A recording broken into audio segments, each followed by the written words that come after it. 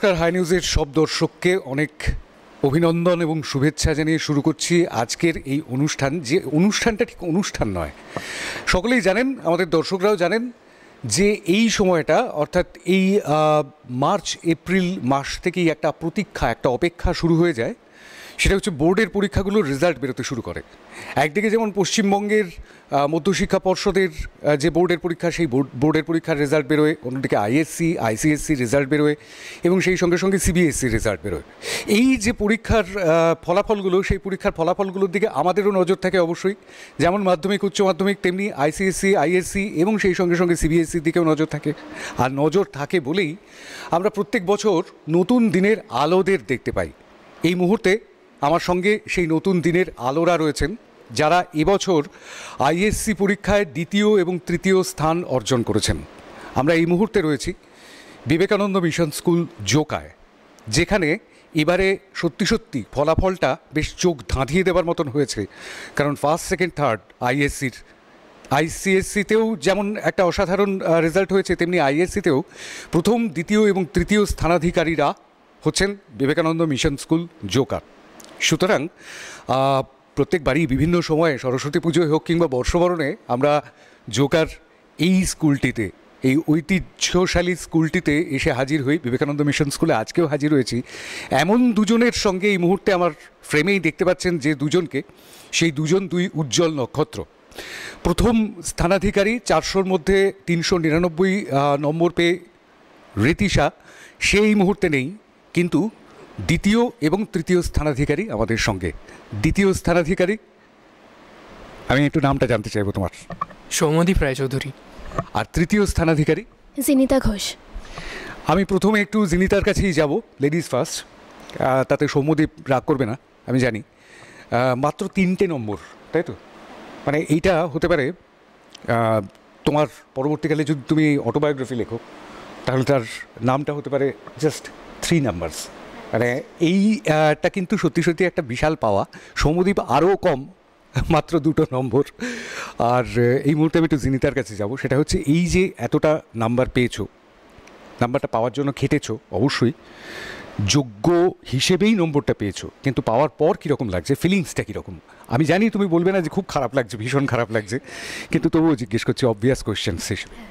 খুবই ভালো লাগছে। টিচার্স, প্যারেন্টস সবারই মানে কন্ট্রিবিউশনের জন্যই রেজাল্টটা হয়েছে। আমার একার চেষ্টা সবসময় এত ভালো রেজাল্ট অবভিয়াসলি হয় না। স্কুলের কন্ট্রিবিউশন ভীষণভাবে আছে, প্যারেন্টসের কন্ট্রিবিউশন খুব আছে, তো খুবই ভালো লাগছে। এক্সপেক্ট করেছিলাম যে ভালো হবে, তবে এতটা ন্যাশনাল র্যাঙ্ক মেবি বা স্টেট র্যাঙ্ক মেবি এক্সপেক্ট করিনি, বাট ঠিক আছে। ঠিক আছে, এটা আমার এক পরিচিত মানুষ আছেন, তার কথায় কথায় ঠিক আছে বলাটা অভ্যেস, কিন্তু এটা সত্যি সত্যিই ঠিক আছে। জিনিতা যেটা বললো আর কি। আমি এবার সৌম্যদীপের কাছে জানতে চাইব, সেটা হচ্ছে যে এতটা নাম্বার কি এক্সপেক্ট করেছিলে? এক্সপেক্ট করেছিলাম যে ভালো হবে, এবার কি পার্সেন্টেজ সেরকম অতটা ভাবিনি রেজাল্টের ব্যাপারে। আমার যেটা কাজ, পড়াশুনো করা এবং এক্সাম দেওয়া, সেটা করেছি। কিন্তু আমি একটু কিছু বলতে চাইবো। 2 বছর আগে থেকে শুরু করি। আমার আইসিএসসিতে স্কুল র্যাঙ্ক হয়েছিল 4th। আমি টপ 3তে নার্সারি থেকে ক্লাস 12 অবধি একবার আসিনি।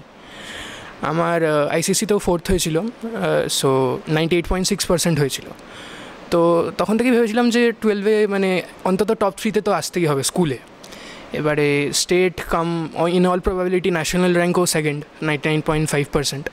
এতটা ভাবিনি হবে, কিন্তু হয়েছে, ভালো লাগছে। দেখো, খাটনির মূল্য সবসময় পাওয়া যায়, এবং সেই খাটনিটা খেটেছো বলে একটা কথা ছোটোবেলার থেকে যখন আমরাও পড়াশুনো করতাম আর কি, সেই সময় একটা কথা বারংবার শুনেছি, ছাত্রানাং অধ্যয়নাং তপ। অর্থাৎ ছাত্রছাত্রীদের, পড়ুয়া যারা, তাদের কাছে হচ্ছে পড়াশুনোটাই তপস্যা, পড়াশুনোটা তপস্যার মতো। সেই তপস্যার ফল লাভ যখন করা যায়, আমরা তো শুনেছি মুনি ঋষিরা অনেক তপস্যা করেছেন, তারপর বিশাল বিশাল বর পেতেন আর কি তারা দেবতাদের কাছ থেকে। তো সেই রকমই এই মুহূর্তে সেরকমটাই কি মনে হচ্ছে? একটা বুন, একটা আশীর্বাদ, একটা বর পেয়েছো বলে? হ্যাঁ, সে তো অবশ্যই। তবে 3টে নম্বরও যখন গেছে, তো পারফেক্ট স্কোর হলে হয়তো মনে হতো না যে ইমপ্রুভমেন্টের চান্স আছে, বাট সবসময় একটুখানি খামতে মনে হয় ভালো হয়। তো এর থেকেও যে ভালো করা যায়, সেরকম একটা মানসিকতা সবসময় থাকে। তো সেই জন্য বলবো অবশ্যই ভালো লাগছে খুবই।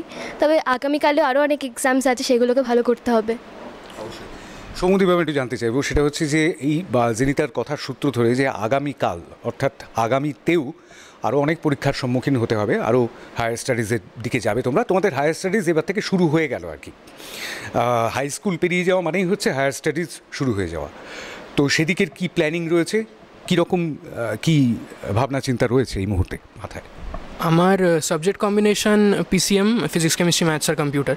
তো বায়োলজি তো যেহেতু আমার সাবজেক্ট নেই, নিটের কোনো প্রশ্ন নেই, তো আমি ইঞ্জিনিয়ারিং অ্যাসপিরেন্ট, যেই মেন্স কোয়ালিফাই করেছি, এবার যেই অ্যাডভান্সড আমার সামনে পরীক্ষা আছে, তো সেটা দেবো, এবং WBJEও দিয়েছি। সো ইঞ্জিনিয়ারিংয়েই কন্টিনিউ করার ইচ্ছা আছে। পার্টিকুলার কোনো দিকে যাবার ইচ্ছা আছে? হ্যাঁ, কম্পিউটার সায়েন্স সবারই ভালো লাগে, তো আমারও সেদিকেই পারসিউ করার ইচ্ছা আছে, দেখা যাক। আমার এমনি ফিউচারে মানে আইআইটি পারসিউ করার ইচ্ছা আছে, সামনে অ্যাডভান্স দেখা যাক কী হয়। আর আইআইটিতে মেনলি আমার ম্যাথামেটিক্স অ্যান্ড কম্পিউটিং নিয়ে পারসিউ করার ইচ্ছা আছে, আর ফিউচারে এটার ওপরেই রিসার্চে যাব। তোমার মানে সাবজেক্ট কী ছিল কম্বিনেশন? ফিজিক্স কেমিস্ট্রি ম্যাথস আর কম্পিউটার সেম। সমুদ্র সেকশনেই পড়ি। আচ্ছা, বাহ, একদম দুজন কম্পিটিটার পাশাপাশি বসে আর কি। এবং সেই সঙ্গে সঙ্গে কম্পিটিটার হলেই শুধু হয় না, কম্প্যানিয়ানও হতে হয় আর কি। ছাত্রছাত্রীদের মধ্যে সেই বোধটা জাগ্রত করবার চেষ্টা সবসময় ভিএমএসে থাকে। সেটা দীর্ঘদিন ধরে ভিএমএসের সঙ্গে অর্থাৎ বিবেকানন্দ মিশন স্কুলের সঙ্গে সম্পর্কিত বলে, এই ক্যাম্পাসটার সঙ্গে সম্পর্কিত বলেই বলতে পারছি। আমি আরেকটা দিকে একটুখানি যাব, সেটা হচ্ছে যে পড়াশুনোটা খুব চাপের মধ্যে, মানে মনে হয়েছে কি কখনো যে পড়াশোনাটা ভীষণ চাপ হয়ে যাচ্ছে, এত প্রেশার নিতে পারছি না? অনেক ছাত্রছাত্রীর ক্ষেত্রে যেরকমটা শুনতে পাই আর কি অল ওভার ইন্ডিয়া, যে প্রচণ্ড চাপ, এই চাপ নেওয়া যাচ্ছে না ইত্যাদি ইত্যাদি। এবং মানে তোমরা তো 12 স্ট্যান্ডার্ড পেরোলে, 6, 7 এই সমস্ত স্ট্যান্ডার্ডেও শুনতে পাই যে বাবা কী চাপ, এত চাপ নেওয়া যাচ্ছে না। এরকমটা কি কখনো মনে হয়েছে জেনিতা? আমি বলবো 10-এর আইসিএসসি আমার কাছে আরও বেশি ডিফিকাল্ট ছিল। হিস্ট্রি, জিওগ্রাফি, অত সাবজেক্ট আমার একদম ভালো লাগতো না পড়তে, তো খুব কষ্ট করে পড়েছিলাম। হিউম্যানিটিজ অন্যদিকে। হ্যাঁ, খুব আমার 10 অবধি পড়াটা আরও বেশি চাপের লেগেছে। 11-12 আমার কাছে তার থেকে অনেক রিল্যাক্স লেগেছে, কারণ আমার সবকটা সাবজেক্টই পছন্দের সাবজেক্ট। সো আমার পড়তে কষ্ট হয়নি, মানে প্রেশার লাগতো মাঝে মাঝে, হ্যাঁ এতটা মানে স্ট্রেস নিয়ে পড়া, বাট স্টিল আমার ভালো লাগতো। আমি স্টিল বলবো 11-12 ইজ ইজিয়ার, মানে যদি পছন্দের সাবজেক্ট নিয়ে পড়া হয় 11-12 is still easy than compare to class 10। Soumadeep, চাপ অনুভব করতে? প্রেশার 10 অবধি অ্যাকচুয়ালি আমি অতটা চাপ অনুভব করিনি, কারণ আমি অতটা সিরিয়াসলি নিইনি। তো আমি যেরকম বললাম, আমি নার্সারি থেকে 10 অবধি কোনোদিন টপ 4-এ আসিনি, তো কারণ হচ্ছে কারণ আমি অতটা পড়িনি বা সেরকমই। কিন্তু 11 অতটা সিরিয়াস ছিলেন আর কি, আর একটু মানে 16+ হয়ে গিয়ে একটুখানি বেশি সিরিয়াস হয়ে গেল। সিরিয়াস হয়েছি, পড়াশুনো অবভিয়াসলি করেছি, কিন্তু তার সাথে মানে আমি যে একদম হার্ডকোর টপার সেরকম কিন্তু নয়। তো আমি বন্ধুদের সাথেও অনেক মজা করেছি। সো ক্লাস 11-12 আমার স্কুলে আমি যথেষ্ট এনজয় করেছি। আমার যেরকম ক্লাস 9 এবং 10 কোভিডের জন্য আমি স্কুলে আসতে পারিনি, তো 2 বছর পুরো মানে জীবনের থেকে মুছে গেছিলো প্রায়। সো সেক্ষেত্রে হ্যাঁ পড়েছি, এবং অতটা চাপ দেখুন 11-12-এ আপনি যখন সায়েন্স নেবেন একটু 10-এর থেকে বেশি তো চাপ থাকবেই, কিন্তু সেটাকে আপনি যদি সাবজেক্টটাকে ভালোবেসে পড়েন তাহলে অতটা চাপও লাগে না। অবশ্যই বেস্ট 4 সাবজেক্টস এই সিস্টেমটা চালু হওয়ার পর অবশ্যই বেশ খানিকটা সুবিধা হয়েছে বলবো না, ছাত্রছাত্রীদের চাপ তো আছেই, কিন্তু তারা ফোকাসড হওয়ার সুযোগটা পেয়েছে যে কোন বিষয়টাতে তারা পরবর্তীকালে উচ্চশিক্ষার ক্ষেত্রে এগিয়ে যেতে পারে। আচ্ছা, শিক্ষা দীক্ষা ইত্যাদির কথা আমি একটুখানি দূরে সরিয়ে রাখছি, একটু স্কুলের কথায় আসি। একটু আগে সৌমদীপ বলল স্কুলটাকে এনজয় করেছি। এই স্কুল ডেজ এটা আর কোনো দিন ফিরে আসে না, কখনো ফিরে আসে না মানুষের জীবনে। মানুষ যদি মনে করে তোমার যখন 40 বছর বয়স হবে, তুমি যদি মনে করো যে আরও কিছুদিন স্কুলে পড়ে আসি, সেটা সম্ভব হবে না। সুতরাং সেই স্কুল ডেজটাকে ঠিক কীভাবে এনজয় করেছো তোমরা দুজনেই, আমি একটুখানি জানতে চাইবো। সৌম্যদীপ তো বললো, আমি একটু জিনিতার কাছেও জানতে চাই। হ্যাঁ, এনজয় তো অবশ্যই করেছি। স্কুলে আসতাম, মানে আমাদের সবার একই ফ্রেন্ড সার্কেল ছিল, তো সেখানে মানে 11-12-এ পড়াশোনার সাথে সাথে কিছুটা এনজয়মেন্ট, রিফ্রেশমেন্ট সব কিছুরই দরকার আছে। একদম হার্ডকোর সারাদিন পড়াশোনা করলাম, ওরমভাবে পড়াশোনা এনজয় করা যায় না। স্কুলে আসতাম, স্কুলে এসে আমরা কোয়েশ্চেন যখন ডিসকাস করতাম, ডাউট সলভ করতাম, সব কিছুতেই ভালো লাগতো, মানে এনজয় করতাম। তো সেই ক্ষেত্রে এনজয় তো অবভিয়াসলি করেছি। আড্ডা দিয়েছো? হ্যাঁ, আড্ডা তো স্কুলে দিতামই, টিফিন পিরিয়ডটা আড্ডারই ছিল, তো আড্ডাও দিতাম, পড়াশোনাও চলতো, দুরকমই। সৌম্যদীপ, আড্ডা কীরকম দিতে, মানে তুমি কি আড্ডাবাজ এরকমটা বলা যেতে পারে? তুমি এনজয় করেছো একটু আগেই বলছিলে। একদমই। স্কুলের কিছু কিছু টিচাররা মানে ইভেন শক্ত আমি শুনেও ছিলাম। সো মানে এতটা যে আমার রেজাল্টটা এতটা ভালো হবে সেটা তারাও এক্সপেক্ট করেনি, আমিও অতটা এক্সপেক্ট করিনি। কারণ আপনি যে এক্ষুনি বললেন আড্ডাবাজ, এই কথাটা অনেকটাই আমার সাথে যায়, কিন্তু সাথে সাথে আমি পড়াশোনাটাও করেছি। তো হ্যাঁ, এটা আমি যে এখন স্কুলের ইউনিফর্ম পরে আছি, মোস্ট প্রবাবলি এটাই লাস্ট টাইম যে আমি স্কুলে ইউনিফর্ম পরে স্কুলে ঢুকছি। এরপর যখন হয়তো আসবো অবভিয়াসলি, কিন্তু সেটা আর স্কুলের ইউনিফর্ম পরে হবে না, তখন আমি একজন অ্যালামনাইয়ের ট্যাগ পেয়ে যাব, তখন আর স্টুডেন্ট থাকবো না। তো নিশ্চয়ই মিস করবো। একদমই। আমি নিজে রামকৃষ্ণ মিশনের প্রাক্তনী, সুতরাং এই প্রাক্তনী হওয়ার যে দুঃখটা সেটা তোমরা কয়েকদিন বাদেই বুঝতে পারবে আর কি। সুতরাং আর কোনোভাবেই ওই স্কুলের বেঞ্চগুলোকে, সত্যজিৎ রায়ের যখন ছোটো ছিলাম পড়েছো, সত্যজিৎ রায়ের জীবনী মানে ছোটোবেলার কিছু অংশ বিশেষ বলা যেতে পারে। সেখানে উনি বলেছেন যে যে সময়টা মানে স্কুলে ঢুকতাম মনে হতো বাবা কি বিশাল বিশাল ঘর আর কি বিশাল বিশাল বেঞ্চ, উঁচু উঁচু। অনেক পরে যখন প্রাক্তনী হয়ে, তখন উনি 6.5 ফুট লম্বা হয়ে গেছেন আর কি, তখন ঢুকে মনে হলো কি ছোট ছোট ঘর আর কি ছোট ছোট বেঞ্চ।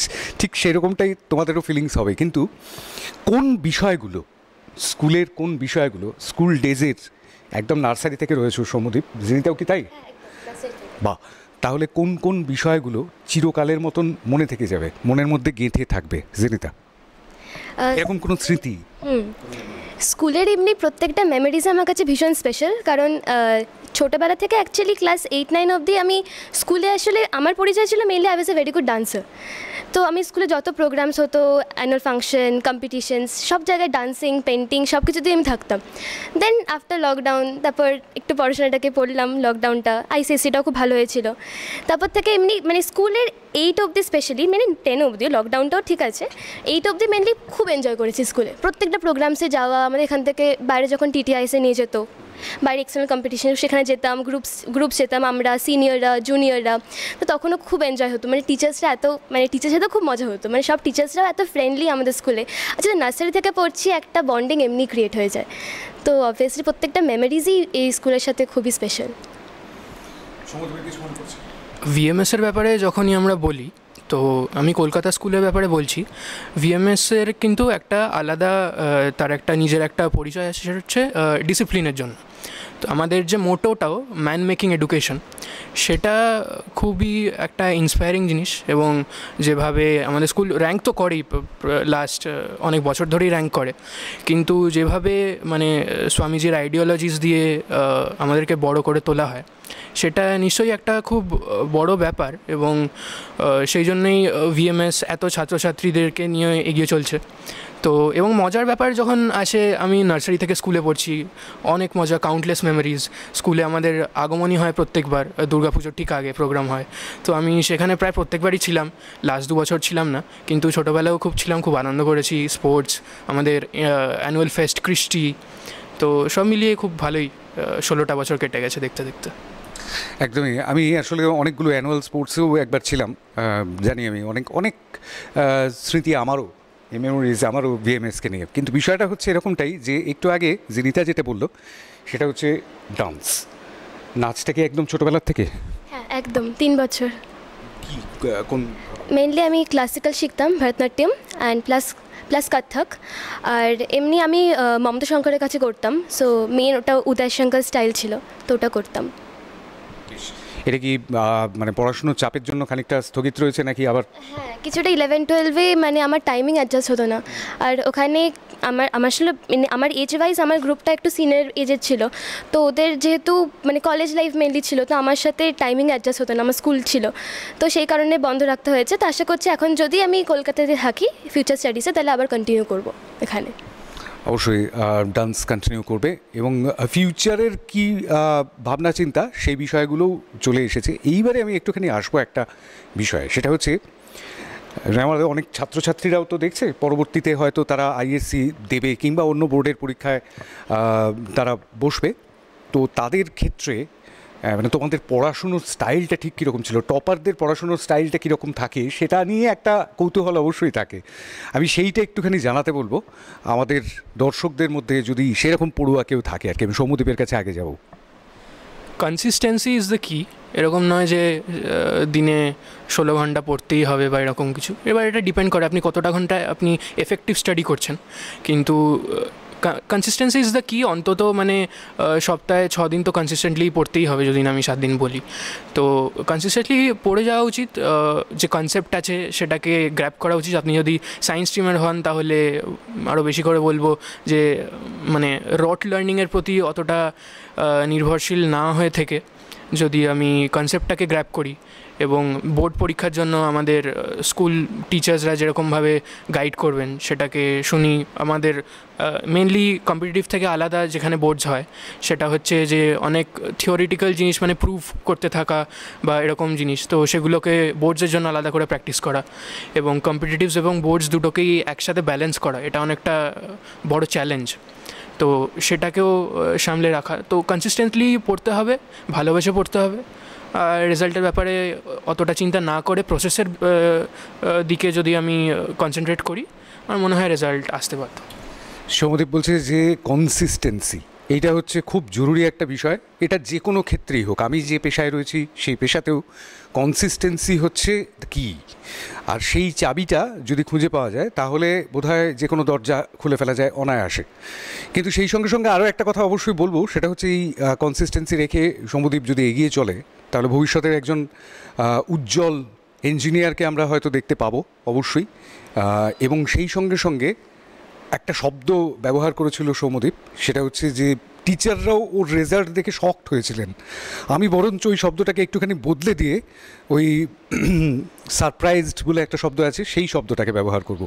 সারপ্রাইজড করার মতন কোনো কীর্তি পরবর্তীতে সৌম্যদীপ স্থাপন করে কিনা সেদিকে আমাদের নজর অবশ্যই থাকবে। আমি জিনিতার কাছে আসবো, সেটা হচ্ছে জিনিতার পড়ার স্টাইলটা ঠিক কীরকম ছিল। আমি একটু আন্দাজ করতে পারছি, কিন্তু তবু ওর মুখ থেকে শুনবো। আমার আসলে কোনো ফিক্সড টাইম টেবিল ছিল না। হ্যাঁ, তো আমার মেন ছিল স্কুল থাকতো, টিউশন থাকতো, বাড়িতে যেতাম, যে টাইমটা থাকতো পড়তাম। তো পড়তে ভালো লাগতো না, ঘুমিয়ে পড়তাম, আবার ঘুম থেকে উঠতাম, পড়তাম, ভালো লাগতো না, মানে স্কুল আসতাম, টিউশন থাকতো, এটাই আমার এরকমই ছিল। মানে কোনো প্রেশার থাকতো না, যখন একদমই পড়তে ইচ্ছে করতাম তখন আমি ঘুমিয়েই পড়তাম, আবার উঠে পড়তাম। সো আমার এরকমই ছিল কিছুটা। ঘুম শুধুমাত্র শরীরের বিশ্রাম এটা ভাবলে ভুল হবে, ঘুম মনেরও বিশ্রাম, মস্তিষ্কেরও বিশ্রাম। সুতরাং মস্তিষ্ক অনেকটাই রিজুভিনেট করে ওই ঘুমের পর আর কি। এটা যারা ঘুম ভালোবাসে তারা খুব এটা বলতে ভালোবাসে আর কি। যাই হোক, জিনিতা এবং সৌম্যদীপ এই দুই নক্ষত্র বিবেকানন্দ মিশন স্কুল জোকার নক্ষত্র তো বটেই, এই মুহূর্তে আইএসসিরও নক্ষত্র। এই টপারদের সঙ্গে আমরা কথা বলছিলাম। এবার স্কুলের যারা তাদেরকে গাইড করেন তাদের মধ্যে কারোর সঙ্গে কথা বলবো কি? অবশ্যই কথা বলবো, কিন্তু তার আগে তোমাদের শুভেচ্ছা জানিয়ে নিই। অনেক অনেক শুভেচ্ছা ভবিষ্যতের জন্য। ভবিষ্যৎ তোমাদের আরও উজ্জ্বল হোক, নতুন দিনের আলো তোমরা। আর সেই নতুন দিনের আলো আমাদের আরও বেশি এই মানে বিভৎস সূর্যের তাপ যেরকমটা হচ্ছে, জল জল করে জ্বলছে, কোটি কোটি ওয়াটের আলো ওই রকমভাবে জ্বলে ওঠো। ভালো থাকো। আমরা একটু কথা বলবো ভিএমএসের যারা শিক্ষক শিক্ষিকা তাদের সঙ্গে, তারা ঠিক কীভাবে গাইড করেছেন, তারা ঠিক কীভাবে এগিয়ে দিয়েছেন তাদের সন্তানের মতোই তো ছাত্রছাত্রীরা, তাদের সঙ্গে একটু কথা বলবো। এই মুহূর্তে বিবেকানন্দ মিশন স্কুলের দুই শিক্ষক শিক্ষিকা আমাদের সঙ্গে রয়েছেন। ছাত্রছাত্রীদের কথা তো শুনলাম যারা টপার হয়েছে এবার আইএসসিতে, কিন্তু তাদেরকে যাঁরা গড়ে দিয়েছেন তাদের সঙ্গে একটুখানি কথা বলে নেব। আমাদের সঙ্গে রয়েছেন ফিজিক্সের যিনি শিক্ষক সৌরভ ভট্টাচার্য, এবং আমাদের সঙ্গে রয়েছেন কম্পিউটার সায়েন্সের শিক্ষিকা রুমা চক্রবর্তী। আপনাদের দুজনকেই স্বাগত জানাই। আমি প্রথমে একটু সৌরভ স্যারের কাছে যাব। সেটা হচ্ছে যে ওরা সৌম্যদীপ এবং জিনিতা এবং আরও যে ছাত্রছাত্রীরা তাদেরকে কিভাবে গাইড করেছেন এবং ওরা ঠিক কীরকমভাবে পারফর্ম করেছে এটা একটু জানতে চাই। দেখুন, ভালো করতে গেলে সাবজেক্টের প্রতি ভালোবাসা থাকতে হবে, এবং এটা আমরা গোড়ার থেকে চেষ্টা করি ভালোবাসা যাতে আরও বাড়ানো যায়, এবং সাবজেক্টটাকে যাতে ওরা আউটসাইড ওয়ার্ল্ডের সঙ্গে লিঙ্ক আপ করতে পারে। এমন নয় যে পুরো পড়াটা একটা বুকিশ ওয়েতে হয় আর কি। সেক্ষেত্রে ওরা নিজেরাই গোড়ার থেকেই খুব চেষ্টা করেছে, এবং ওদের মধ্যে একটা চেষ্টা আছে ভালোটাকে আরও ভালো করব। আমরা যতটা সম্ভব হয় ওদের গাইড করার চেষ্টা করেছি, এবং দিনকে দিন আপনার এক্সাম কারিকুলাম, কোশ্চেন স্ট্রাকচার সব বদলাচ্ছে, সেই অনুযায়ী ওদেরকে মোল্ড করে সেভাবে যতটা এগিয়ে নিয়ে যাওয়া সম্ভব আমরা চেষ্টা করেছি through out the session. Student হিসেবে কীরকম ছিল আমাদের এই টপাররা? ওরা সবাই মানে খুব মনোযোগী, এবং ওদের মধ্যে একটা খুব ভালো গুণ আছে, যেটা হচ্ছে ওরা কখনো ছেড়ে দেয় না, যতক্ষণ না হচ্ছে ওরা পুরো ধরে পড়ে লেগে থাকে আর কি, যেটা খুব ভালো একটা লক্ষণ, এবং এটাই ওদের ভবিষ্যতে এগিয়ে নিয়ে যাওয়ার অনেক পক্ষে অনেক ভালো একটা পয়েন্ট হবে। পারসিভিয়ারেন্স, আর সেটাই হচ্ছে কি টু সাকসেস বলা যেতে পারে। আমি রুমা ম্যামের কাছে যাব, সেটা হচ্ছে কম্পিউটার সায়েন্সের দিকেও তো ওরা যথেষ্ট ভালো রেজাল্ট করেছে, এবং যারা এবছর আইএসসি দিয়েছে এবং টপাররা তাদের পারফরমেন্স ঠিক কীরকম ছিল, কীরকমভাবে ক্লাস করেছে, কতটা আগ্রহ ছিল, আগ্রহ রয়েছে, সেটা একটু জানতে। ক্লাস 10-এও তো ওদের কম্পিউটার অ্যাপ্লিকেশানে ছিল, সেই জন্য ওদের এই সাবজেক্টের প্রতি প্রচণ্ড ইন্টারেস্ট ছিল, সেজন্য ওরা পারসিউ করেছিল ক্লাস 12-এ। শুরু থেকেই ওদেরকে যেভাবে বলা হতো সেইগুলোকে ওরা ফলো করতো, যেখানে যেরকমভাবে লেখা উচিত সেইগুলো খুব সিনসিয়ারলি ফলো করতো, যার জন্য ওদের সিলেবাসে যা আছে সেই মানে প্রতিটা পার্টে কোন আনসারে কতটা লিখতে হবে, যেরকমভাবে ক্লাসে গাইড করা হতো সেগুলো ওরা ঠিকই ফলো করতো, যার জন্য রেজাল্টটা সেরকমভাবেই ভালো হয়েছে। সৌম্যদীপ বলছিল যে আনএক্সপেক্টেড বা অনেকটা সারপ্রাইজড হয়ে গিয়েছেন টিচাররা ওর রেজাল্টে, সেরকমটা নয় তাহলে? না, অ্যাটলিস্ট আমার সাবজেক্টে আমি বলবো না, আমার সাবজেক্টে আমি শুরু থেকেই ওদের যা দেখেছি, ক্লাস 10 থেকে বলছি, ক্লাস 10 থেকে ক্লাস 12-এ শুরু থেকেই কিন্তু ওদের যে মনোযোগটা যেটা দেওয়া উচিত ছিল সেটা ওরা পুরোপুরি দিয়েছে। আর যে ধরনের আনসার আমরা এক্সপেক্ট করি সেই আনসারগুলো আমরা যেখানে ক্লাসে যখন ডিসকাস করছি, যখন আনসার দেখছি খাতাতে, আমরা কিন্তু টু দ্য পয়েন্ট আনসারই সেইভাবে পেয়েছি। কাজেই আমি আমার সাবজেক্টের ক্ষেত্রে বলবো না যে আনএক্সপেক্টেড। ওকে, আমি একটু ছোট্ট করে একটুখানি জানতে চাইবো, ব্যস্ত মানুষ দুজনেই যথেষ্ট, আমি সৌরভ স্যারের কাছ থেকে জানতে চাইবো প্রথমে, সেটা হচ্ছে যে পরবর্তীতে যারা আইএসসি পরীক্ষা দেবে বা আইসিএসসি পরীক্ষা দেবে তাদের জন্য কিছু বলবেন? তাদের জন্য ওরাই এক্সাম্পল, যে চেষ্টা করলে নিশ্চয়ই পারা যাবে, মানে বিয়ন্ড এক্সপেকটেশন লেভেল হয়তো নয়, কিন্তু আপ টু এক্সপেকটেশন সবাই পারবে করতে, মানে লেগে পড়ে থাকলে, মানে যেটা বললাম প্রথমে, আমি ভালোর কোনো শেষ নেই, সবসময় যেন নজরটা ওপর দিকে থাকে যে আমি এরম করার চেষ্টা করব, এবং তার জন্য সিস্টেমেটিক ওয়েতে স্টাডি করতে হবে, রাত জেগে পড়ার কোনো প্রয়োজন নেই, ঠিক সময় ঘুম থেকে উঠে পড়াশোনা করুক, এবং যেটা হবে সেটা হচ্ছে গিয়ে এক্সাম যে পেপার তার সঙ্গে যেন অ্যাকোয়েন্টেড থাকে, এমন নয় যে আমি বইয়ের পাতা উল্টে গেলাম, আমাকে বারে বারে টাইম বাউন্ড ওয়েতে মানে সলভ করার একটা প্র্যাকটিস ডেভেলপ করতে হবে, যে কারণে আমার যে টাইম সেভিং যে ট্যাকটিক্সগুলো আস্তে আস্তে যাতে গ্রো করে পরীক্ষা হলের মধ্যে গিয়ে, যাতে রিভাইজ করার সময় পায়। আমি রুমা ম্যামের কাছেও যাবো, একটু কিছু বলবেন? হ্যাঁ, অ্যাকচুয়ালি ক্লাসগুলো ফলো করাটা ভীষণ জরুরি প্রতিটা স্টুডেন্টের। ক্লাসে যখন টিচার বলে দিচ্ছেন যে কোন আনসারটার জন্য কতটা লিখতে হবে, সেই ব্যাপারটা যদি কেউ ভালো করে ফলো করে তাহলে কিন্তু কোনো রেজাল্ট খারাপ হওয়ার কোনো সম্ভাবনা আমার মনে হয় না থাকবে, সে যে কোনো স্টুডেন্টের ক্ষেত্রেই। ক্লাসে মনোযোগী হওয়াটাই আসল এখানে লক্ষ্যটা থাকা উচিত প্রতিটা বাচ্চা। আর অবভিয়াসলি যা সিলেবাস আছে সেই সিলেবাসটা তো ফলো করতেই হবে পুরো ভালো। সিলেবাস ফলো করা, ক্লাসে মনোযোগী হওয়া, এবং স্কুলের যে গাইডেন্সটা সেই গাইডেন্সটাকে ঠিকঠাক মতন নেওয়া, এবং অবশ্যই নিজে সিরিয়াস হওয়া, এটাই হচ্ছে কি টু সাকসেস পরীক্ষার ক্ষেত্রে। এবং তাতে উদাহরণ অবশ্যই ঋতিশা, সৌম্যদীপ এবং জেনিতা, যারা এবছর আইএসসিতে first, second, third Vivekananda mission school Joka থেকে হয়েছে। অনেক অনেক ধন্যবাদ সৌরভ স্যার আপনাকেও, অনেক ধন্যবাদ রুমা ম্যাম আপনাকেও। আসলে বিষয়টা হচ্ছে যে স্কুল চায় তার প্রত্যেক ছাত্রছাত্রী যেন অসাধারণ রেজাল্ট করে, অসাধারণ ফলাফল করে, কিন্তু সবাই তো একরকম রেজাল্ট করবে এরকমটা ভাবা অন্যায়, এরকমটা হয় না। তাই কেউ ভালো, কেউ একটু কম ভালো, কেউ তার থেকে একটু কম ভালো, এরকমটাই হয়। কিন্তু এই ভালোরা সবাই ভালো, এখানে সবাই ভালো, আর সেই ভালোরাই বোধহয় উদাহরণ তৈরি করে দেয়, তারা ট্রেন্ড সেট করে যে পরবর্তী পরীক্ষার্থীরা তাদের পথে ঠিক কিভাবে হাঁটবে। আর সেরকমটাই করে দেখিয়েছে এবার জোকার বিবেকানন্দ মিশন স্কুলের ছাত্রছাত্রীরা। ঋতিশা, সৌম্যদীপ আর জেনিতার মতন আরও অনেকে এখানে রয়েছে। আমরা আজকে দুজনকে পেয়েছিলাম, এবং টিচাররাও সেটাই বললেন যে তারা সারপ্রাইজড হননি, তার কারণ এই ছাত্রছাত্রীরা স্কুলের গাইডেন্স এবং সেই সঙ্গে সঙ্গে নিজের গাইডেন্সটাও অবশ্যই মেনে চলেছে। ভালো ফল করবার ইচ্ছা, এই ছোট ছোট মুখগুলোর মধ্যে থেকে ছোট ছোট হাসি মুখ, ছোট ছোট চুনি আর পান্না, তারা নতুন দিনের আলো দেখাক। এই মুহূর্তে জোকার বিবেকানন্দ মিশন স্কুল থেকে ক্যামেরায় সৌম্য লাহিড়ির সঙ্গে শান্তম চক্রবর্তী, হাই নিউজ, কলকাতা।